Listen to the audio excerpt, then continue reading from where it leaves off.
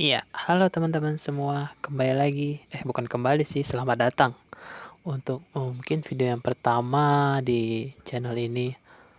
Jadi, di sini aku akan bakal sharing tentang bagaimana kuliah di psikologi itu.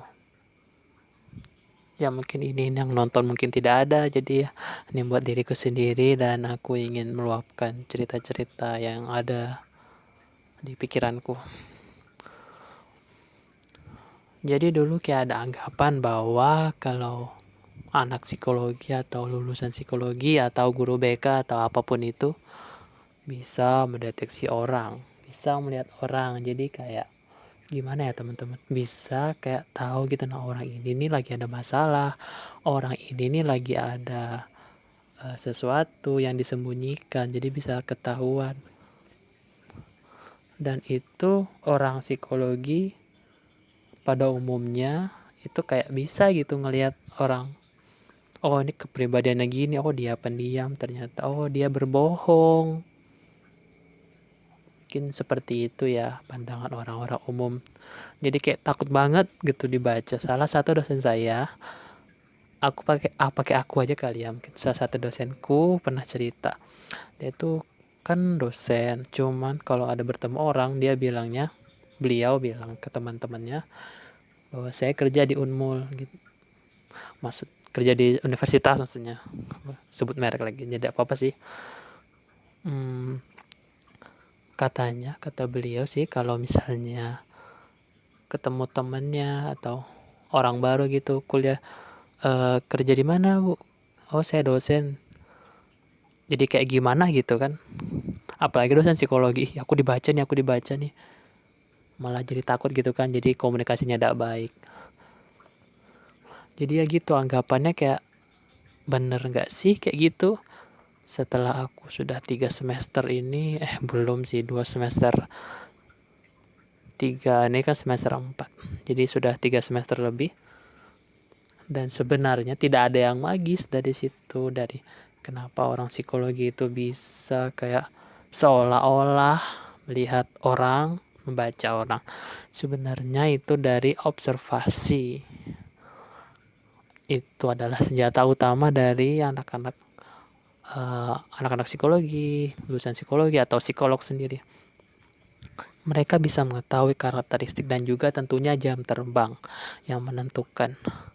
Jadi mungkin semakin lama orang belajar tentang observasi, semakin berpengalaman, semakin cepat juga dan semakin akurat kesimpulan yang dia mungkin orang lewat seketika itu juga melihat seseorang, misalnya seorang psikolog melihat orang lewat seketika itu juga dia tahu bahwa orang itu tuh gini-gini, orang itu adalah pengangguran, orang itu adalah sedang mencari pekerjaan, orang itu sedang kesusahan, orang itu banyak masalah. Kelihatan dari bagaimana cara berjalan, bagaimana cara dia berbicara, itu semuanya dilihat. Bisa di apa ya bahasanya, kalau kita kan misalnya bicara terus cuman melihat lawan bicara ngomong, tapi hebatnya orang psikolog yaitu salah satu hal yang perlu dikuasai untuk lulus dari kuliah psikologi, yaitu bisa mengamati sekaligus berbicara. Jadi tidak hanya melihat oh orang ini gini gini gini, tapi melihat bagaimana dia, oh dia tuh gugup ternyata, oh nada bicaranya yang gimana gimana gitu. Jadi hal itu yang sebenarnya yang membuat seolah-olah seorang psikolog itu bisa membaca pikiran, tapi sebenarnya tidak. Itu hanya perlu latihan dan semua orang bisa kok. Mungkin ada orang juga yang bisa dan meskipun tidak masuk kuliah psikologi tapi memahami bahasa tubuh tersebut. Ya bisa juga. Tapi mereka tidak se apa ya bahasanya tuh, lebih baik kalau lebih baik psikolog lah yang mengintervensi sesuatu. Misalnya Kalau untuk ya bicara-bicara seperti biasa kan ya nggak apa-apa, tapi kalau sudah penyakit jiwa, mungkin orang bisa tahu dia tuh punya penyakit jiwa. Tapi untuk intervensi, terapi, kan perlu teori-teorinya, perlu ada ilmu-ilmunya. Jadi lulusan psikologi lebih berpengalaman di bidang itu untuk menterapi. Kok rasanya kayak ngalur ngidur ya, ngomongnya ada apa sudah. Yang penting aku ngeluapkan semua yang ada di kepalaku. Ya jadi gitu. Ada terapi dari orang, terapi semacam terapi jiwa batin gitu. Memang sebenarnya bisa menghilangkan luka sedih dan gimana-gimana dengan cara yang singkat.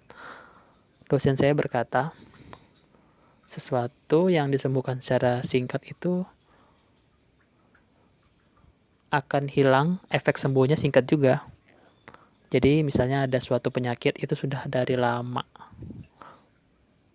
dan penyembuhannya itu tidak semestinya atau belum ada penelitian yang bisa membuat masalah atau suatu penyakit itu, penyakit mental tentunya, penyakit jiwa, yang hilang dalam sekejap. Itu. Jadi kalau ada terapi apa hipnotis segala apa itu, detox jiwa itu memang melegakan, tapi tidak selamanya, tidak menghilangkan seluruhnya. Tentunya yang lebih baik itu adalah terapi yang berkesinambungan sampai benar-benar hilang, yaitu hanya bisa dilakukan oleh psikolog. Dan untuk pengobatan misalnya seperti orang bipolar yang salah satu ciri-cirinya yaitu kayak mendengarkan halusinasi gitu. Itu bipolar apa ya? Mungkin contohnya yang lebih mudah kali ya. Yang stres misalnya. Kalau stres itu misalnya harus butuh tidur dan minum obat, atau yang sering ngamukan, nah itu butuh suatu obat penenang. Nah obatnya itu, kalau terapinya dari psikolog, kalau obatnya itu dari psikiater. Ya mungkin semua orang tuh punya ahlinya ya sendiri-sendiri. Jadi ya kalau psikiater tidak sepantasnya menerapi, karena itu bukan keahliannya, tidak bersertifikasi gitu. Psikolog juga tidak bisa memberikan obat walaupun dia punya pengetahuan, tapi untuk ilmu dan untuk linear pendidikannya tidak masuk. Seperti itu. Dan selama aku kuliah, mungkin gara-gara jurusan psikologi itu ada di Fakultas Ilmu Sosial mungkin ya kalau di tempatku, jadi ya ada belajar politik juga, ada belajar kepemimpinan, ya gitulah. Mata pelajaran wajib itu emang semua ada sih, tapi yang untuk pengantar ilmu politik kan buat apa gitu ya. Mungkin psikolog juga perlu berpolitik kali ya, gak tahu juga. Jadi mungkin yang di semester 2 atau semester 3 sudah masuk ke mata kuliah yang sangat psikolog. Maksudnya sangat psikologis gitu, yang tentang psikolog. Misalnya psikologi perkembangan, psikologi abnormal, kepribadian itu sudah dapat. Dan bagaimana ilmunya? Tergantung dari masing-masing. Kalau saya sendiri ya bukan orang yang mengingat semua materi dengan baik dan benar. Saya ada dapat C juga di semester 3 ya. Gimana ya? Ternyata ujung-ujungnya psikolog itu tentang mengingat ulangannya. Ada beberapa memang ulangan yang masih memakai sistem itu, mengingat itu, materi diingat terus diujikan, bukan mempraktikkan. Ada juga sih yang mempraktikkan kayak bikin penelitian kecil terus dilaporin. Itu lebih suka aku yang kayak gitu. Jadi langsung gitu. Karena mungkin pandemi ini jadi ya gitu. Lebih susah. Ada susah ada mudahnya. Mudahnya adalah tingkat kesulitan dari tugas-tugas itu diturunkan. Jadi kita lebih mudah lah dibandingin dengan yang tugas kakak tingkat yang tahun lalu. Tapi sebenarnya rasanya sepertinya sama saja. Karena mengingat corona itu menghasilkan stres. Mungkin ada beberapa jurnal mungkin bisa teman-teman baca bahwa kuliah daring itu meningkatkan stres dan ke apa sih bahasanya itu, untuk keaktifan dalam kuliah itu menurun. Keantusiasannya tuh pasti menurun karena ya kuliah di rumah, bangun pagi jam 7.50 misalnya, kuliah jam 8. 10 menit itu waktu yang cukup untuk siap-siap. Jadi kayak lebih terasa malas. Aku juga kuliah ini malas banget.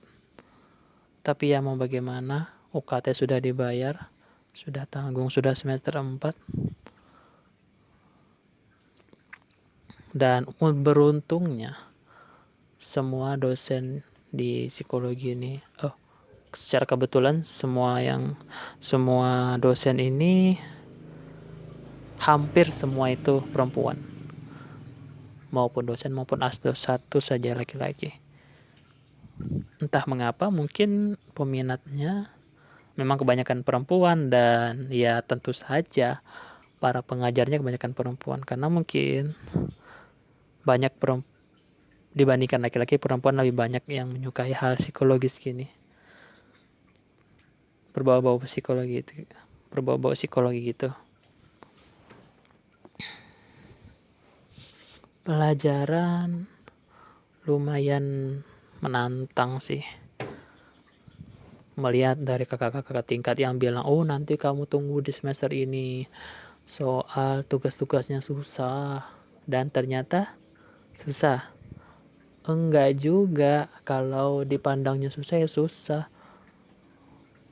Kalau aku ada soal, ini bisa jadi tips ya, kalau misalnya ada yang susah-susah, jangan pusing duluan. Jadi gimana ya, maksudnya tuh kayak jangan mengeluh, pokoknya langsung ditanamkan di pikiran tuh, wah ini soal menantang. Ubah dulu mindsetnya, menantang. Karena kalau menantang itu mungkin ya terinstall di otak itu, jadi kayak ndak malas gitu. Jadi kayak ya istilahnya masih bisa lah dikerjakan, masih ada semangat dalam mengerjakan, masih ada rasa untuk wah aku bisa nih menantang. Tapi kalau sudah pikirannya susah betul ya ini, aduh gimana ya, aduh kayaknya aku nggak bisa deh. Kata-kata itu adalah doa, teman-teman. Nggak bisa gitu, maksudnya bukan nggak bisa sih, janganlah kayak gitu tuh. Setiap kata, setiap pikiran tuh masuk ke alam sadar. Sigmund Freud yang bilang apapun itu, segala sesuatu masuk ke dalam alam bawah sadar, melihat, mendengar, merasa, perasaan, pikiran yang pernah ada itu masuk ke dalam, secara tidak langsung menggerakkan alam sadar. Jadi alam bawah sadar itu gunung es. Tahu kan gunung es kan, yang gunung es itu sadar. Nah, yang tidak sadarnya tuh gede banget di bawah. Gitulah contohnya yang digambarkan oleh Sigmund Freud. Teori Sigmund Freud gitu. Jadi ya pikir aja, wah soalnya menantang ini, wah insya Allah bisa lah, insya Allah gitu kan, bisa lah. Jangan pusing. Terus catat tugasnya tuh macam mana, tugasnya tuh disuruh apa, pelan-pelan, step by step dikerjakan. Kalau dari aku ya dapat tugas itu kan langsung pusing gitu, apa kayak shock gitu kan, wah tugas menantang nih. Kalau misalnya bisa langsung dikerjakan, langsung ditulis, langsung di breakdown. Wah tugas harus gini gini gini. Pertama bikin penelitian misalnya. Ini kan aku ada tugas kualitatif. Disuruh bikin judul, disuruh konsul, disuruh gini gini gini. Ya macam bikin skripsi lah. Tapi ya mau gimana kan. Habis itu disuruh cari jurnal. Pertama ya tugas suruh cari jurnal kualitatif. Gini gini gini. Masih enak kan, bisa dijabarkan masih mencari jurnal. Tinggal buka Google, tulis jurnal yang pengen kita cari, terus kita baca. Nah disitulah disitulah diuji gitu. Nah ketika membaca jurnal itu, apakah kalian cepat ngantuk, apalagi membuat kalian malas karena membaca. Karena yang bagaimana pasti membaca. Tugas apapun tuh, misalnya membuat tugas aja yang mencari jurnalin aja, kan itu harus dibaca abstraknya, dibaca isinya benar nggak dengan apa yang kita cari gitu. Mencari jurnal juga bener nggak ini artikel apa jurnal apa skripsi orang ini, bisa di-download apa enggak, nah bisa dibuka apa enggak. Kalau enggak bisa dibuka, cari ke Dowatch, buka kunci gitu. Itu ada step by stepnya gitu, step by step dijalankan. Misalnya kayak malas aja jurnal, nanti aja deh, main dulu. Nah ya aku memang sering gitu sih, tapi ya itu nggak baik. Nunda-nunda apa sih namanya, proktasiosen apa kan namanya itu. Nah itulah, jadi jangan sampai menunda-nunda tugas gitu. Semua tugas tuh bisa kok dikerjakan aman aja. Selama ini tugas-tugas yang aku sangka susah, ndak susah beneran, ndak ada bukan susah, apa sih, menantang dan perlu effort. Nah itu maksudnya, perlu effort. Malas. Misalnya kan mungkin kemarin tuh banyak liburan, mungkin gara-gara corona di rumah aja, jadi ya ndak ada jalan-jalan gitu. Jadi kayak waktunya tuh kayak banyak di rumah, terbiasa terlatih badan ini kayak malas-malasan terus. Jadi harusnya dilatih untuk mahasiswa ini membaca sih sebenarnya. Membaca, ayolah teman-teman membaca jurnal. Novel bagus dibaca, cuman apakah novel itu bagus kalau dibaca novel terus? Ya enggak juga dong. Perlu membaca jurnal, perlu membaca penelitian terbaru, perlu membaca tentang teori-teori. Sigmund Freud, teori ego superego. Ada anak buah lagi. Ada muridnya si Jung, penerusnya Adler. Dia tuh pemikiran seperti ini. Pernah debat mereka. Si ini psikoanalisa, si ini behavior. Kenapa mereka debat? Gini. Menarik loh itu sebenarnya. Kenapa mungkin tidak dibaca? Kenapa mungkin malas? Ya karena mungkin tidak passionnya di situ, tidak minat di situ. Jurusan psikologi keren ya. Aku pengen di sini. Sekalinya pas masuk psikologi ya enggak ya, malas-malasan juga. Disuruh baca tentang psikologi malas-malas juga. Pengennya bisa baca orang. Ya enggak juga sih. Kembali lagi di awal ya, nambahkan lagi, senjatanya itu adalah metodologi. step by step. Jadi ada psikolog itu mengetahui tidak hanya dari observasi yang diceritakan di awal tadi, perlu juga wawancara, perlu juga tes, assessment, yang itu perlu dijalankan dengan baik karena faktor pengganggunya itu sangat banyak. Segala inilah, segala itulah, dan itu semua dipelajari untuk menghindari untuk membuat data yang didapat itu valid. Seperti itu. Balik lagi ke yang mahasiswa tadi. Jadi jangan malas-malesan. Mungkin ya ndak usah di pelajaran psikologi juga sih. Mungkin di pelajaran yang lain. Mungkin maksudnya di jurusan yang lain atau di fakultas yang lain. Perlu yang namanya membaca. Jangan cuma nongkrong-nongkrong. Jangan cuma nonton drama ya boleh. Dosen saya tuh ada salah satu dosen yang dia suka drakor dan pernah begadang gitu. Ya enggak apa-apa, tapi jangan setiap hari juga katanya. Enggak apa-apa kok, boleh. Tapi jangan setiap hari. Sehari nonton drama, sehari nugas. Gitu. Sesuaikan. Kalau banyak tugas, frekuensi mengerjakan tugasnya dibanyakin. Apakah harus kerjakan tugas terus? Tidak. Bisa diselingi juga. Bisa santai, mungkin nonton YouTube. Habis itu sholat. Apa sesuatu yang bisa menenangkan diri. Terus lanjut lagi nugas. Dengan perlahan-lahan. Saya yakin semua tugas, bahkan setingkat tugas skripsi sekalipun, asal manajemen waktunya baik, manajemen membagi waktunya baik, sebenarnya tidak mustahil bagi siapapun menyelesaikan skripsi. Tapi manajemennya itu, manajemen waktu, emosi, manajemen mager lah. Aku nyebutnya gitu, manajemen magernya perlu ditingkatkan lagi. Bagaimana dia menempatkan mager sesuai pada tempatnya.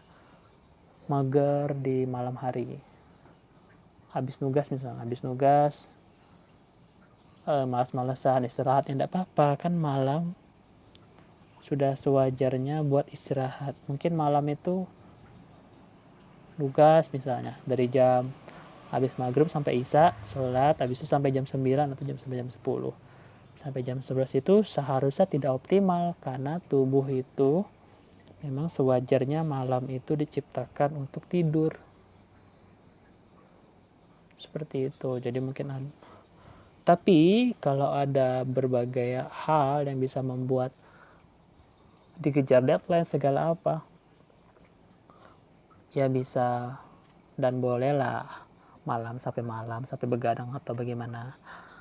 Tapi jangan setiap hari, tidak baik gitu. Jadi wajarnya tuh ya mungkin pagi itu jam 7 habis mandi, jangan tidak mandi, seger itu, yakin deh, dingin gimana pun seger, kecuali mungkin ada beberapa penyakit ya gitu. Tapi untuk orang yang malas mandi, jangan sampai malas ya, diusahakan mandi lo, seger lo mandi, jadi otak tuh rasanya fresh gitu, bisa menyerap.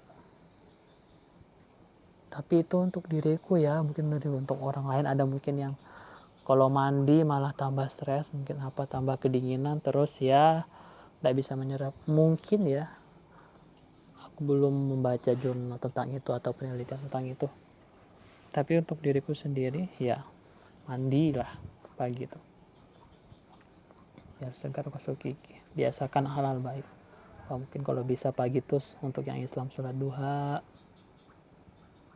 biar tenang, atau terus juga sebelum belajar tuh pastikan berdoa biar berkah, biar ilmunya masuk, biar gimana pun kita nggak ngerti tapi ada berkahnya gitu nanti. Hormati dosen, misalnya ditanya nyahut, jangan diam-diam aja. Kasihan juga dosen ngomong-ngomong di depan. Ini kayak aku ngomong-ngomong ini, apakah ada yang dengarkan? Ya nggak tahu juga. Aku sendiri pun kayaknya nggak malas dengerin ini. Aku cuman ngeluapin aja dan upload di sini. Siapa tahu ada pendengar yang setia sampai sekarang ini mendengari aku celoteh-celoteh yang nggak jelas ini. Tapi nggak apa-apa lah. Sudah berapa menit ini? Ya, sudah 20 menit. Oke, lanjut lagi ke bahasannya. Agak ke belakang lagi kita bahas yang tadi, tugas itu tidak sulit. Semua orang bisa kok. Hanya saja minatnya itu. Minat enggak di sini? Minat itu bisa menjadi landasan orang untuk bertahan di situ. Misalnya ada orang yang misalnya ngetik terus. Enggak usah deh. Contohnya apa ya?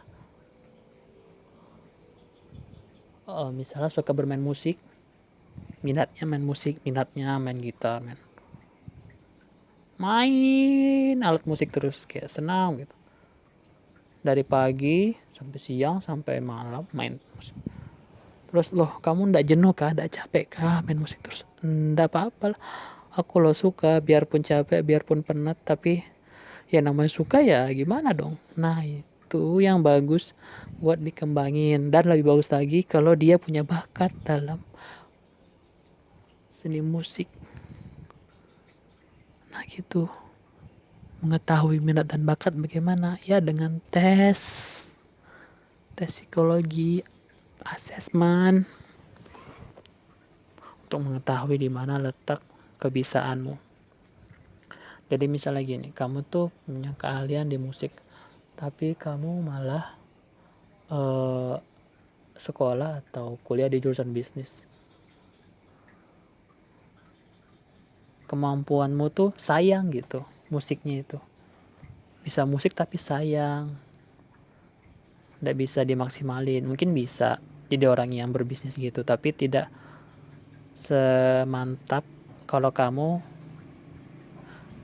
ngasah kemampuan untuk musik itu. Mungkin bisa jadi lebih pro lagi, dan effortnya. Bayangkannya tuh seperti ini deh. Kamu tuh di dalam dirimu tuh punya mesin untuk otakmu itu, mesin yang dapat dengan mudah belajar alat musik. Sementara untuk belajar bisnis kamu tuh lambat betul. Jadi memerlukan effort yang lebih keras lagi supaya kamu expert di bidang bisnis. Kan kayak sayang gitu. Nah, coba dari awal sudah tahu bisa musik, passionnya di musik, nah gitu, bakatnya di musik, jadi wes mungkin bisa jadi musisi terkenal mungkin kalau diasah dengan baik kan. Ya gitulah, tapi balik lagi itu namanya jalan hidup sih. Mungkin Tuhan memberikan bakat itu terpendam ya, memang buat dicari gitu, biar orang bergerak, jangan males-malesan. Ya mungkin kembali ke dasar hidup sih kalau menurutku, jangan malas sih. Malas itu kayak puncaknya. Nah, semua hal-hal buruk tuh kayaknya awalnya dari malas deh. Salah satu faktor terbesarnya itu malas. Misalnya malas belajar, tidak berilmu, maka tidak akan bisa ngapa-ngapain gitu. Tidak berilmu tuh kalau ngomong tuh tidak dihargai. Di sosmed berdebat, debat kosong, debat kusir, debat tidak ada ilmunya. Debat itu ya mencari kebenaran, mengkritik mungkin ya, dari awalnya itu mungkin ada kayak nyinggung, kritik, memberitahu lah, tapi tidak ada ilmunya ya gitu. Jadi menyinggung, habis itu kayak gini.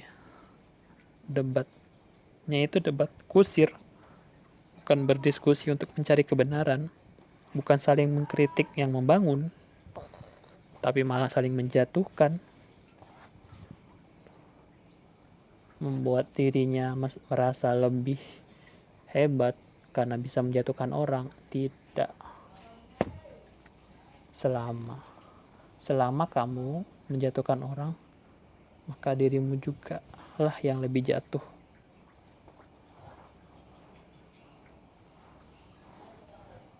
Lebih baik fokus kepada diri sendiri deh, kembangkan diri sendiri. Jangan sibuk dengan orang lain, cari-cari kesalahan orang lain. Buang-buang waktu. Semua orang ini punya bakat, semua orang di dunia punya bakat, bahkan orang anak ABK, anak berkebutuhan khusus atau anak autis. Selama dicari, jangan malas untuk mencari bakat. Semua orang mencari bakat. Biar segimana pun orang, Tuhan itu menciptakan manusia adalah makhluk yang paling sempurna. Memiliki akal, selama memiliki akal bisa berpikir terus dan kemauan buat berubah. Kemauan. Gimana pun juga kalau ada kemauan pasti bisa. Banyak sudah aku dengar orang-orang sukses itu dan bisa, dan aku ingin membuktikannya. Aku sendiri ingin membuktikan. Bisa enggak? Fokus kepada kuliah ini dulu. Bisa enggak aku jadi seorang psikolog? Asal punya kemauan.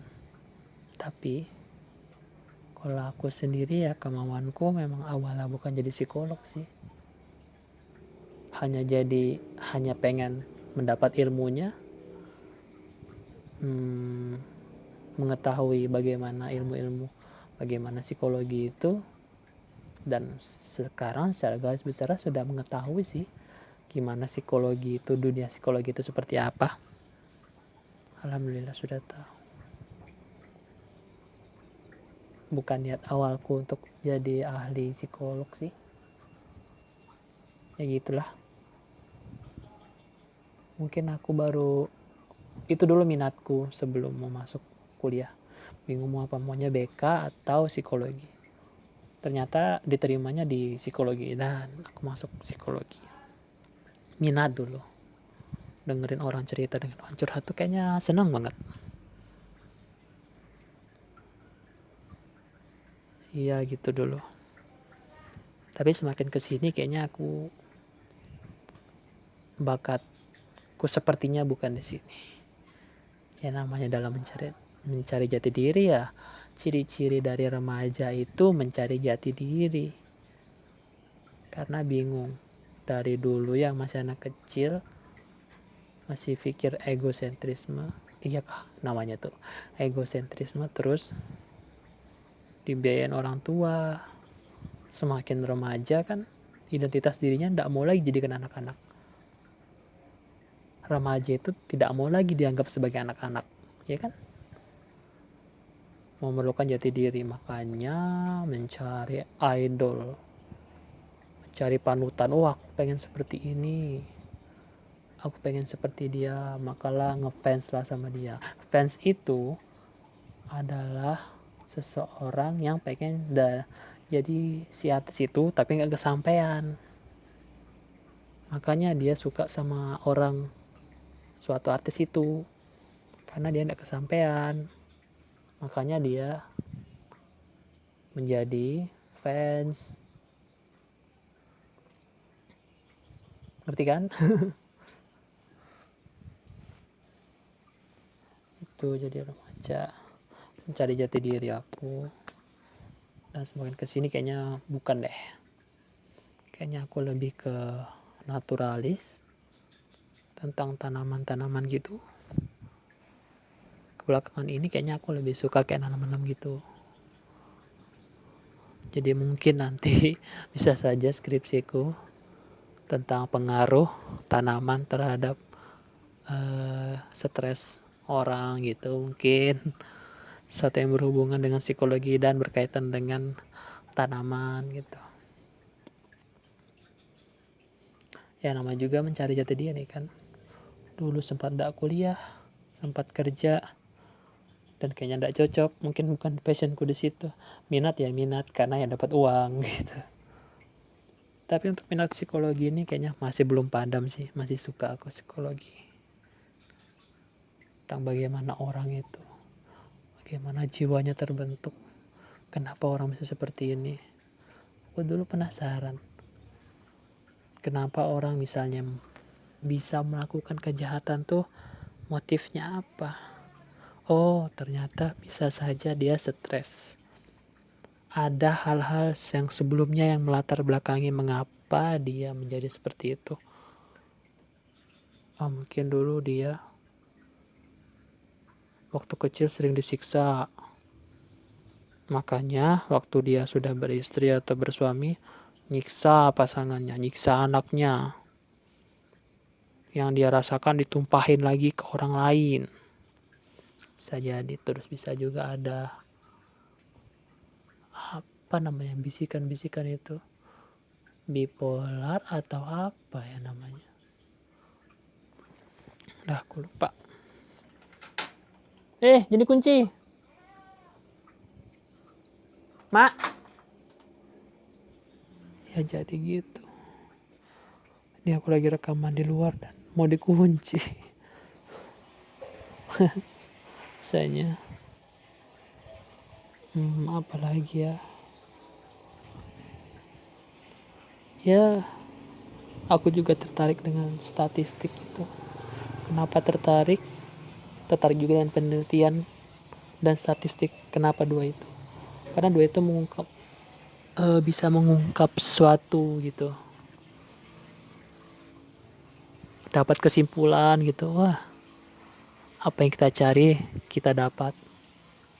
Misalnya penelitian tentang ini dan ini, apakah berhubungan, tidak berhubungan, apa berhubungan gitu. Ternyata orang ini stres, ternyata faktor ini mempengaruhi stres. Oh gitu, jadi kayak dapat pemahaman, dapat ya seru aja gitu, dapat gitu. Penelitian misalnya survei tentang minat orang saat pandemi, survei tentang bagaimana belajar saat pandemi. Oh, ternyata orang banyak yang mengalami pusing atau sakit di bahu karena kuliah daring, karena pelajaran daring. Nah, dapat data gitu ya, aku ya senang aja gitu dapat data gitu, mengetahui kebenaran dengan alat-alat dengan survei gitu, dengan penelitian. Ya mungkin di semester ini, semester 4 ya, semester 5 itu baru buat kontur, penelitian kuantitatif, membuat alat ukur, konstruksi alat ukur, kontur,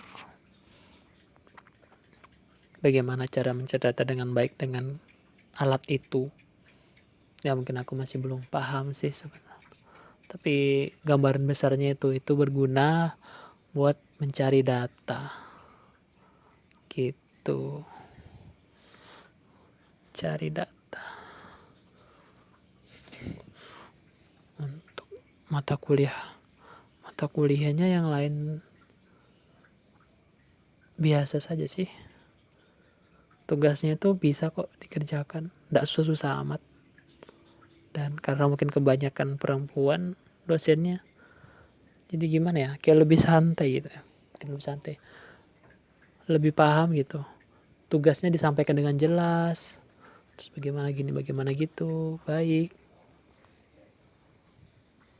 Tinggal gimana nya, kan latar belakangnya psikologi, jadi mungkin ya tahu lah diri kita, mengetahui bagaimana karakteristik kepribadian anak-anak remaja zaman sekarang, menyesuaikan teknik pembelajarannya gitu. Jadi lebih enak karena sama-sama saling memahami gitu. Penyampaiannya juga enak, cara menyampaikan. Dosen-dosenku tuh seringnya aku menyampaikan itu pasti ada motivasi seperti itu. Pokoknya nggak nyesel deh kalau kuliah di psikologi. ilmunya tuh didapat, pasti berguna, pasti dipakai, pasti. Asal tahu cara makainya, asal paham, dipahami benar-benar bagaimana ini itunya tentang kepribadian orang. Bukan hal yang sia-sia. Karena diri sendiri pun manusia. Psikologi itu mempelajari manusia dan mempelajari diri sendiri, mempelajari mental orang, mempelajari kepribadian. Dan setiap individu diri kita itu punya, orang lain di sekitar kita punya, dan pasti kita bisa memanfaatkan ilmu itu. Dan juga niat awal harus untuk kebaikan diri sendiri dan orang lain, bukan buat kepentingan apa, buat hal-hal yang aneh-aneh. Ya mungkin semua ilmu sih harus dilandaskan kepada hati yang bahasanya apa sih, niat awalnya lah yang baik, karena niat yang baik akan menuntun kepada perilaku atau hasil yang baik pula. Ya mungkin cukup sekian dulu. Terima kasih, unek-unekku sudah tersampaikan. Mungkin dari sini aku akan membuat materi tentang materi pelajaran, karena aku sering lupa gitu materi ini. Jadi mungkin aku buat diriku sendiri aja, tapi yang kalau ada yang nonton ya enggak apa-apa juga. Materi buat diriku sendiri ya, yang aku dapatin aku sampein, dan semoga itu untuk diriku sendiri sih sebenarnya.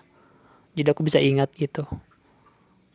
Aku bikin videonya itu pasti aku akan mengingatkan materinya itu, terus aku baca-baca lagi supaya aku lancar dalam menyampaikan di video. Dan tentunya itu membuat diriku ingat gitu. Dan mungkin juga aku bisa memutar sendiri, mungkin mutar balik lagi videoku, video suara ini. Ya mungkin itu saja dulu. Terima kasih. Hari ini tanggal 18 Februari 2021 telah video rekaman kali ini telah selesai. Terima kasih banyak buat yang bisa, kayaknya tidak mungkin ada deh yang bisa mendengarkan sampai habis. Bosan di awal nih ya, yang penting anak-anakku sudah keluar. Oke, kalau begitu aku tutup dengan psikologi adalah ilmu yang menyenangkan.